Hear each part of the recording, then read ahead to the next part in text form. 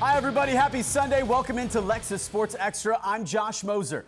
Passing the halfway point of the NFL season, the Dolphins are tied atop the AFC East after escaping this afternoon in Chicago against the Bears. It's a 6-3 record for Miami through Week 9. Let's go to Chi-Town and Soldier Field. We go. Beautiful day in the Windy City, and we start. First Dolphins possession. It is Raheem Moser capping off a 75-yard opening drive. It's 7-3 Miami. Second quarter, Bears threatening in the red zone. Justin Fields rolling to his right has Cole Kmet, the tight end, in from 18 yards out. 10-7 Chicago. Bears get points on their first two drives. Ensuing Dolphins possession. First and goal, Tyreek Hill in for 6. Then check the touchdown celebration. Special athlete. Surprisingly, it's Hill's first touchdown since week 2 against the Ravens. It's been a minute, and I guess what? I touched the paint before one of my teammates. You know, I ain't gonna say no names, but you know, I scored before number 14 on the Miami Dolphins. You guys know who that is? I scored actually. They cheated me. That's really true. Yeah. It felt good to touch that paint. Love it. Back to the game. Ensuing Bears drive. Chicago on to punt. It is Jalen Phillips on the block. The first of his young career, Andrew Van Ginkel on the scoop and score. The Dolphins getting a special teams touchdown, taking a 21-10 lead. It was cool. It was hella cool. I've said it before, we were dialing it up in practice, and to be able to execute it on game day, I'm just glad I can do something to help the team. That was awesome. 2 minutes to play in the half. Bears back in the red zone. Fields to his favorite target, Darnell Mooney. It's back to a one-possession game. Dolphins needing to respond before the half. It is who else but Hill getting behind the entire Chicago defense. The Cheetah had more than 100 yards in the first half, also over 1,000 receiving yards for the season. And we're only 9 games in. Jason Sanders on for the field goal, pulls it left from 29 yards out. Instead of being up 24-17, the Dolphins are only up 4 at the half. Third quarter opening drive, Tua. Play action rolling out. It's Jalen Waddle in between 3 defenders. He and Hill continue to be elite. 28-17. Ensuing Bears drive, Justin Fields so elusive with his legs. Evades the rush. He's into the second level and just too much speed. It is a 61-yard rushing touchdown for the Bears quarterback, Tua, in awe of Fields' dual threat abilities. Oh, he impressed me a lot. How much rushing yards did he have? He had like 200? 73 something. Jeez. I mean, dude's a baller. 6 to play in the third. Dolphins threatening Tua to his new running back, Jeff Wilson Jr. Great balance. It's 35-25. Just over 2 minutes to play in the third. Dolphins go for it on 4th and 5 instead of kicking a field goal. Tua can't find Mike Gesicki. Turnover on downs. Bears take over. Fields hoping to lead a drive. Nobody open. Extends the play. Xavier Howard jumps the route for the interception, but 2-5 is called for defensive holding. So the Bears maintain possession. Chicago marches into the red zone. First and goal. Fields to Kmet, his second of the game. It's back to a 3-point contest with 11:30 remaining. Fast forward 8 minutes to play. Dolphins back in the red zone. No faith in Sanders. Go for it on 4th and 1. Tua can't find his man. It's a turnover on downs instead of 3 points. Tua explained what happened postgame.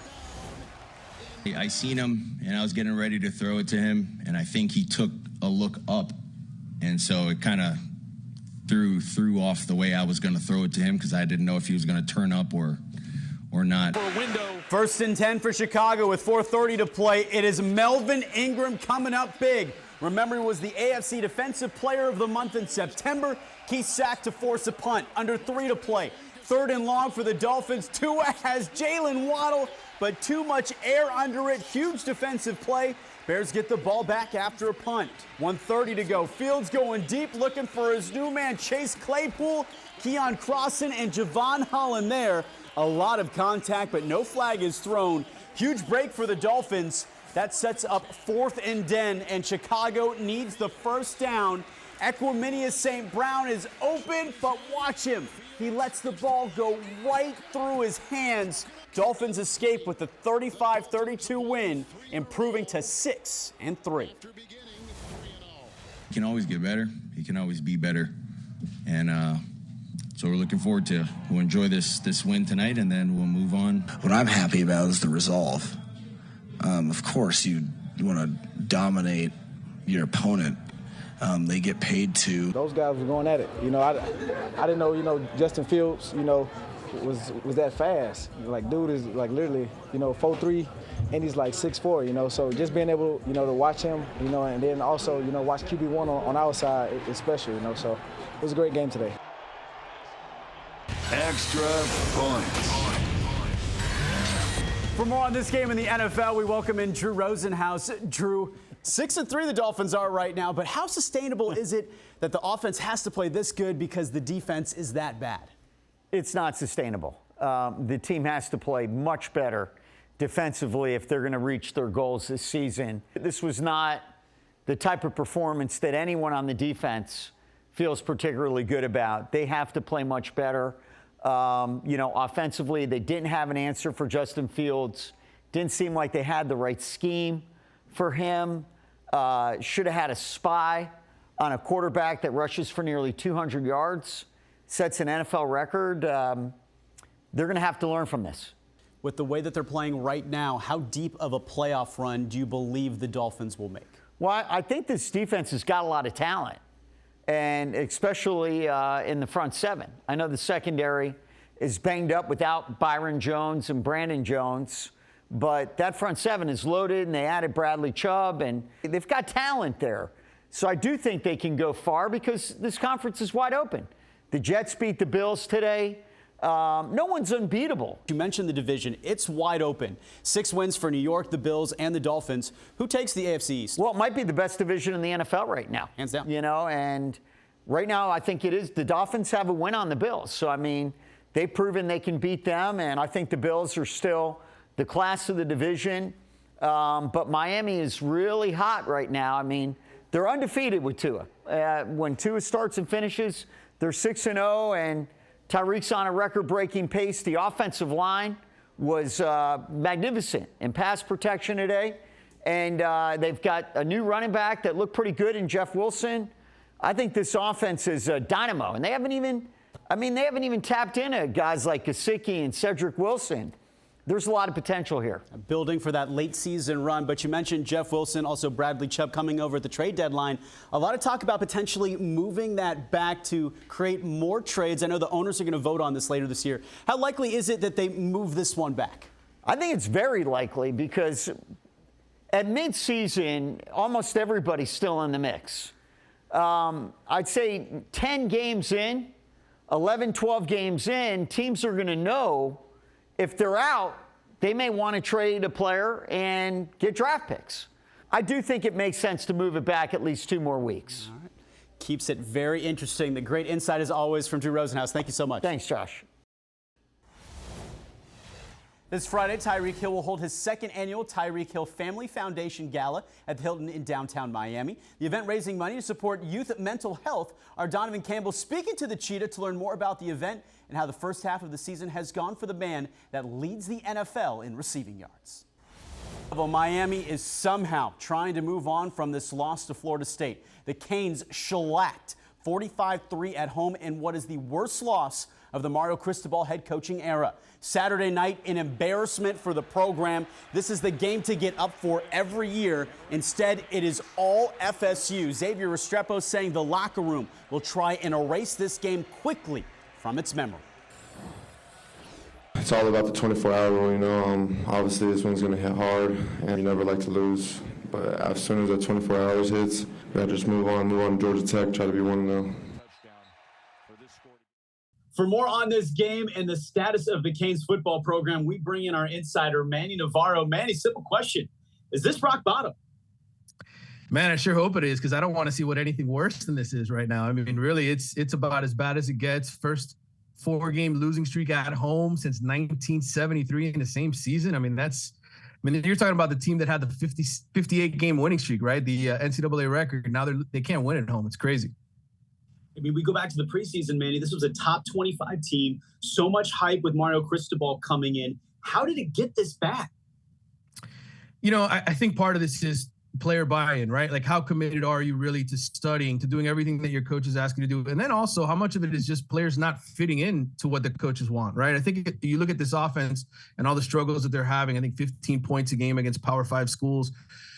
Look, Josh Gaddis ran the football. He had one of the best offensive lines in the country at Michigan last year. Mario got used to running the football when he was at Oregon. That's the way he likes to play. They come here, they don't have the linemen to do the things that they want. Let's go a little bit deeper on the coaching staff. How much do you think the onus is on them for the losing record simply because they're bringing in a system that you're basically saying they don't have the players to fit that system? Well, I think certainly, look, you can have a great plan, right, when you first walk into a program, but you don't know what you really have until you start coaching those guys. You can look at heights, you can look at weights, you can look at all different kinds of things. You can look at film, and you can say, well, I can make this guy what I want him to be. And that's ego talking for a lot of these guys.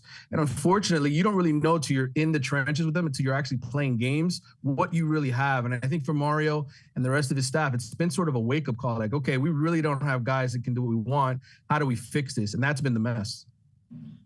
3 games left. What would you recommend this team do at quarterback?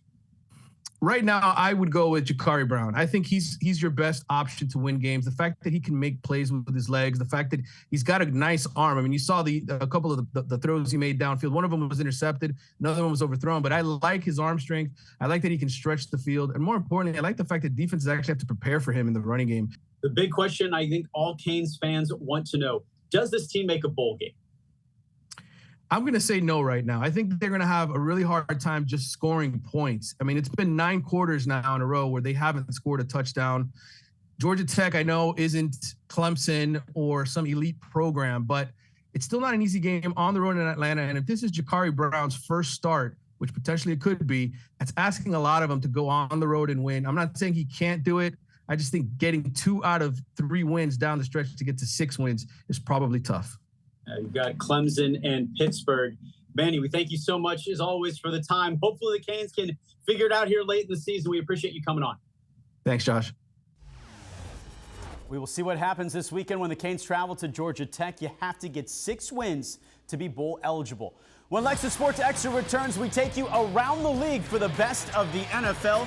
Was Jimmy Butler missing the last 2 games for the Heat?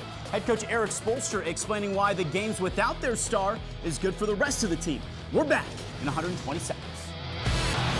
Welcome back to Lexus Sports Extra. The AFC East may be the toughest division in the NFL. All 4 teams over 500. The Bills, Jets, and Dolphins all with 6 wins through 9 weeks. Time now to go around the league. We start in Cincinnati. Bengals, Panthers, and what a day for Joe Mixon, the running back, going off for 5 total touchdowns and more than 200 all-purpose yards.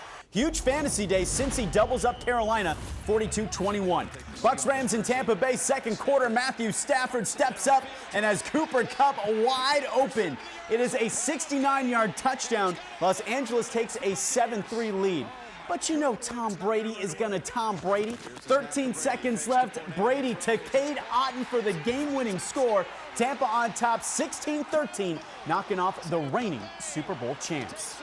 To the NBA, the Heat are set to open a 4-game homestand this week, beginning tomorrow night, welcoming in Damian Lillard and his Portland Trail Blazers. The Heat had a chance to win in the final ticks in Indianapolis, but Tyler Hero short on the 3. Now, normally the final shot goes to Jimmy Butler. He had the game clincher last Tuesday night against the Warriors, but has missed the last 2 games due to hip tightness. I think it was good for us to be able to compete and have legitimate chances to win games, while he was out. But it gives you a great emotional boost when he's back, and it was good to have him, look fully healthy, to all of us, and we'll get him ready for tomorrow night.